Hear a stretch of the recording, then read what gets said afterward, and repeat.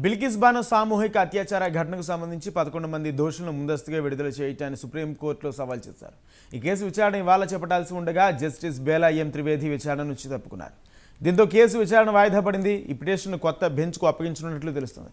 Justice Ajay రాస్తోగి, justice Bela ఎం త్రివేదిల ధర్మాసనం ముందుకు ఇవాళ బిల్కిస్ బానో అత్యాచార దోషులను విడుదల పిటిషన్ వచ్చింది. ఈ క్రమంలో ఈ కేసును జస్టిస్ బేలా ఎం త్రివేది విచారించుకోవట్లేదని తెలిపారు. మరో జస్టిస్ అజయ్ రాస్తోగి ఈ ధర్మాసనం ముందు పిటిషన్ వచ్చినా అందులో ఒకరు తప్పుకున్నారు అని జస్టిస్ రాస్తోగి నేతృత్వంలో ధర్మాసనం పేర్కొంది. అయితే జస్టిస్ త్రివేది ఎందుకు తప్పుకున్నారనే విషయం ఎలాంటి వివరాలు వెల్లడించలేదు.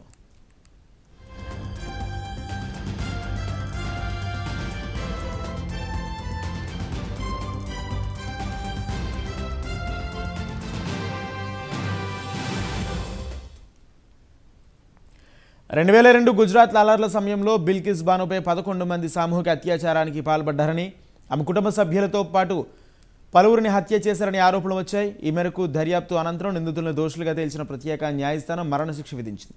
అయితే అత్యున్నత న్యాయస్థానాల్లో జోక్యం చేసుకుని జీవిత ఖైదుగా మార్చాయి. తాజాగా 75 ఏళ్ల స్వాతంత్ర దినోత్సవ వేడుకల సందర్భంగా గుజరాత్ ప్రభుత్వం రెమిషన్ పాలసీ ప్రకారం ఆ 11 మందిని విడుదల చేసింది. ఆగస్టు 15న 11 మంది దోషులను విడుదల చేయటాన్ని 2 వేర్వేరు పిటిషన్ల ద్వారా సవాల్ చేశారు బిల్కిస్ బానో సభ్యులు.